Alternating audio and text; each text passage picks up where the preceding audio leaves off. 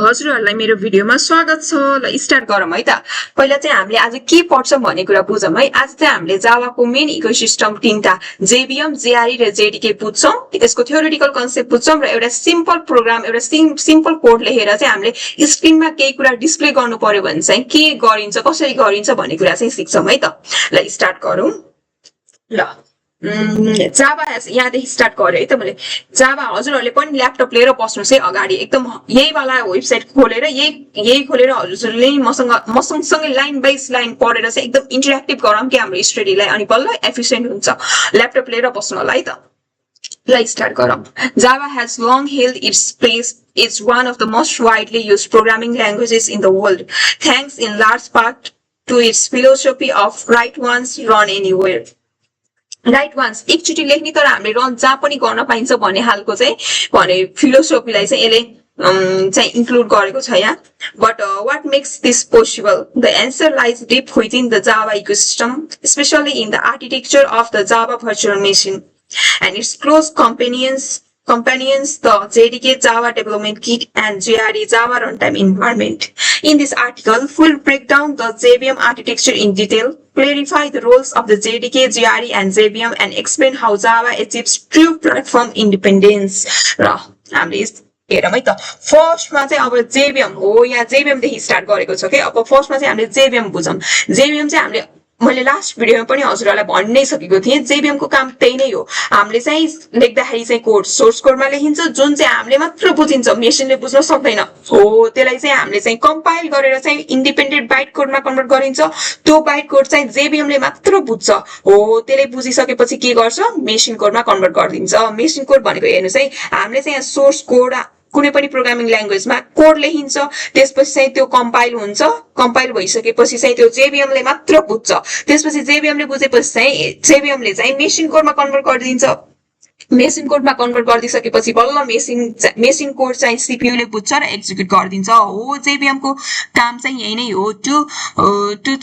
to compile a byte code, independent byte code बनाउँ into machine code। JBM को काम चाहिँ यही नै हो है। हो अब यो भन्दा सिम्पली बुझौँ कि हामीले डिपमा जान खोज्ने भने सुरुमा झन् कन्फ्युज भइन्छ, त्यही भएर हामीले सिम्पली बुझेर चाहिँ हाम्रो नलेज एक्सपान्ड गर्दै जाने हो।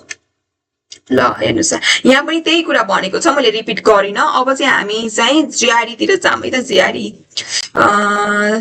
जेबीएम पछि चाहिँ जेआरई हो, यहाँ छ। ल हेरौँ। The Java Runtime Environment is a software layer that provides the runtime environment for executing Java application. हामीले लेखेको कोड हुन्छ नि जुन, अब त्यो मेसिन कोडमा कन्भर्ट भइसकेको कोड हैन हो, त्यो कोड नि रन गर्नको लागि के कुरा चाहिन्छ त, कस्तो इन्भाइरोमेन्ट हो, त्यो इन्भाइरोमेन्ट सुइटेबल इन्भाइरोमेन्ट प्रोभाइड गर्ने काम नै के हो, जेआरई को हो, जावा रनटाइम इन्भाइरोमेन्ट। यसभित्र के पर्छ त, जेबीएम पर्छ। जेबीएम को होल प्रोसेस त्यही सोर्स कोड देखि मेसिन कोडमा कन्भर्ट गर्ने वाला सबै वाला प्रोसेस पनि पर्छ जावा रनटाइम इन्भाइरोमेन्ट भित्र। र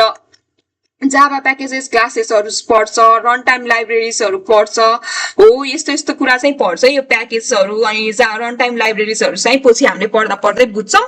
यो। अहिले चाहिँ त्यही भएर यसमा चाहिँ डिपली जान नथालौं, सिम्पली बुझौं है त हो। तर जेबीएम र जेआरई चाहिँ धेरै जसोले एउटै हो जस्तो लाग्छ, बट इट्स नट सेम है। दुईटा चाहिँ डिफरेन्ट हो। सेम जस्तो लाग्ला हजुरहरूलाई, बट दुईटा चाहिँ डिफरेन्ट हो है। त्यो जेबीएम ले चाहिँ बाइट कोडलाई मेसिन कोडमा कन्भर्ट गर्छ, बट जेआरई ले चाहिँ त्यो रन हुनको लागि कस्तो इन्भाइरोमेन्ट चाहिन्छ, के प्याकेजेसहरु चाहिन्छ, के लाइब्रेरिजहरु चाहिन्छ हो, त्यो प्रोभाइड गरेर चाहिँ एउटा सुइटेबल इन्भाइरोमेन्ट क्रिएट गरिदिन्छ के। जेआरई को काम चाहिँ त्यही हो। अनि जेडीके, ल अब जेडीके बुझौँ ल। The Java Development Kit is a complete software development kit that allows developers to write, compile, debug, and run Java applications. यो भनेको चाहिँ एउटा डेभलपमेन्ट किट हो अरे के, जुन चाहिँ हामीले जावा एप्लिकेसन, जावाको प्रोजेक्टहरु गर्नको लागि चाहिँ एउटा एसेन्शियल हुन्छ। यसले चाहिँ के एलाउ गर्छ, राइट गर्नको लागि, कम्पाइल गर्न अनि डिबग गर्न र जावा एप्लिकेसन रन गर्नको लागि एलाउस गर्छ। अब यसभित्र चाहिँ के पर्छ त, जेआरई जावा रनटाइम इन्भाइरोमेन्ट पर्छ, डेभलपमेन्ट टुल्स पर्छ, tools for building Java application such as Java C, Java compilers, Java launcher, generates API documentations, tool to package classes into jar files and debugger पर्छ है। यति बुझ्नुस् के, development किट कुनै पनि डेभलपरले केही कुरा जावा युज गरेर केही प्रोजेक्ट या एप्लिकेसन डेभलप गर्न खोजे गर्छ भने चाहिँ हो, त्यसलाई चाहिँ के भन्छ, त्यो डेभलप गर्दाखेरि चाहिने कुराहरू सबै एसेन्सियल पर्ने कुराहरूलाई चाहिँ के भन्छ जावा डेभलपमेन्ट किट पर्छ है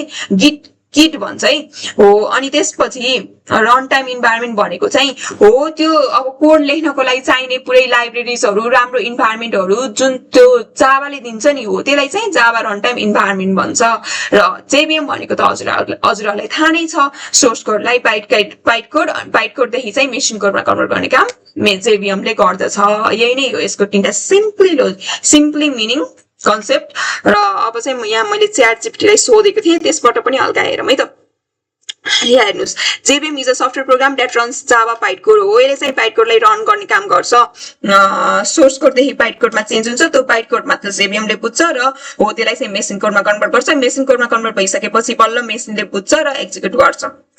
यही हो यसको प्रोसेस हेर्नुहोस् यहाँ पनि त्यही नै भनेको छ अब Java run time environment many people think JRE is the same as JVM हो धेरैजनाले सोच्नुहुन्छ है जेआरई भनेको नि जेबिएम जस्तै हो भन्ने सोच्नुहुन्छ बट होइन है it's different the JRE is everything needed to run Java program is मैले अघि नै भनिसकेको नै थिएँ जेआरई भनेको चाहिँ त्यो जुन सबै कुरा जे चाहिन्छ नि जावा रन गर्नको लागि त्यो सबै कुरा नै जेआरई हो के सपोज जेबिएम भयो जावा लाइब्रेरिज भयो रन टाइम फाइल्स भयो अब हेर्नुहोस् यहाँ हामीले रियल लाइफ इक्जाम्पल लिएर बुझौँ इमेजिन एउटा कार छ होइन त्यसको त्यो इन्जिन जुन कार चाहिँ केले गर्दाखेरि रन हुन्छ त्यो इन्जिन भयो नि हो त्यो इन्जिन चाहिँ जेबिएम हो होइन हो भने होल कारको सबै इन्जिन अनि ब्रेक्स फ्युल्स सबै चाहिँ के हो जेआरई हो यस्तै बुझ्नु यसरी रियल लाइफ इक्जाम्पल लिएर बुझ्ने कोसिस गर्नु है हजुरहरूले पनि यस्तो पढ्यो भने चाहिँ बिर्सिँदैन के चाँडो यहाँ पनि अब यहाँ the JDK is for developers यो चाहिँ मेन के जसले त्यो जावाको प्रोजेक्टहरू सफ्टवेयरहरू बनाउँछ नि हो तिनीहरूको लागि हो कि जेडीके चाहिँ हो यसभित्र चाहिँ जेआरई पर्छ कम्पाइलर पर्छ डिबगर पर्छ डकुमेन्टेसन टुल पर्छ एन्ड अदर डेभलपमेन्ट टुल्स पर्छ ल यति चाहिँ हामीले बुझ्यौँ अब चाहिँ मैले हजुरहरूलाई एउटा सिम्पल कोड सिकाउने छु अनि कसरी चाहिँ डिस्प्ले गर्ने स्क्रिनमा मैले चाहिँ यहाँ एउटा फाइल बनाउँछु FIRST first PROGRAM program dot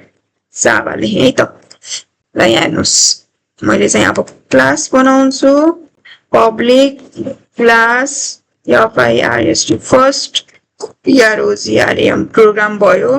यस्तो भयो अनि PUBLIC public STATIC static void main ल यहाँ मिस्टेक भयो void main string string this argument ल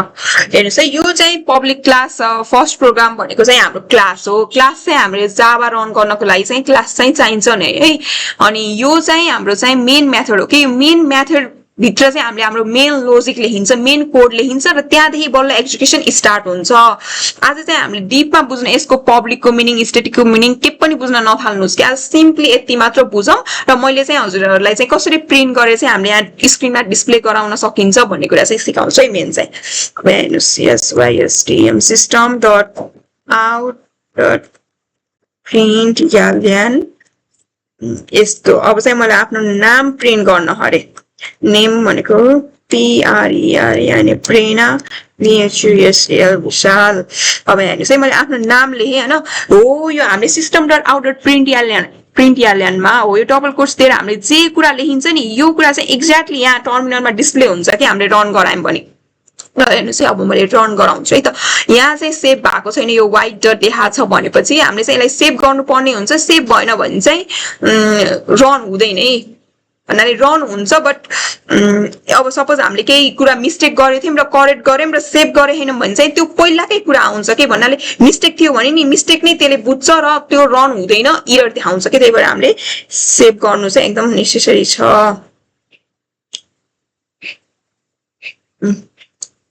फर्स्ट प्रोग्राम डट जावा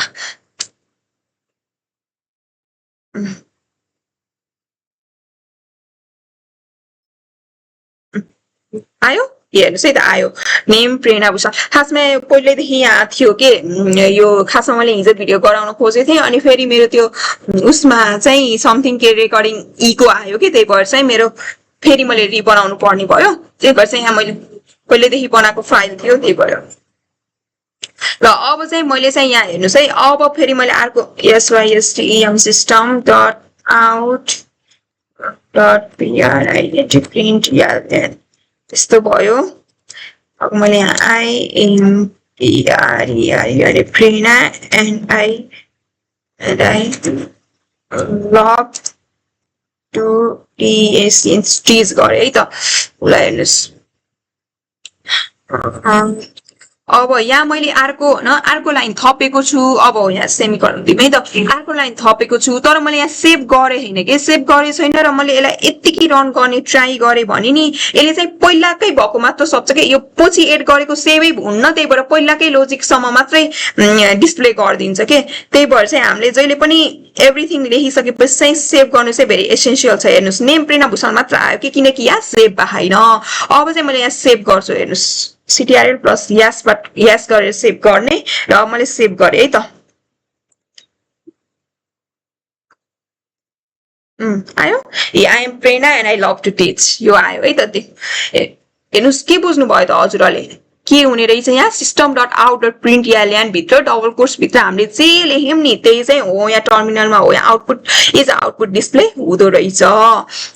अब यहाँ हेर्नुहोस् अब हजुरहरूलाई अरू कुरा पनि धेरै लेख्नु छ भने हजुरहरूले चाहिँ लेख्न सक्नुहुन्छ है हजुरहरूले पनि ल्यापटप लिएर म सँगसँगै गर्नुहोस् है त यसरी पढ्यो भने चाहिँ एकदम एफिसियन्ट हुन्छ कि स्टडी त्यसपछि हामीले क्विक लर्न गर्न सकिन्छ त्यही भएर अब यहाँ मैले चाहिँ आई एम फ्रम नेपाल लेख्छु है आई एम फ्रम यहाँ पिएल नेपाल लेख्छु र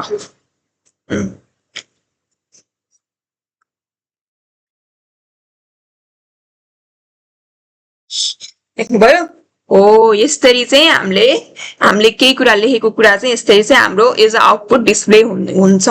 र अब हेर्नु यहाँ चाहिँ अब मैले यो चेन्ज गरेँ होइन यहाँको सेमिकोलन हटाइदिएँ यो भयो भने त इरर हुन्छ तर यहाँ यो इरर छ तर हामीले सेभ गर्ने होइन फेरि हामीले इरर गरिसकेपछि मिस्टेक गरिसकेपछि सेभ गर्ने होइन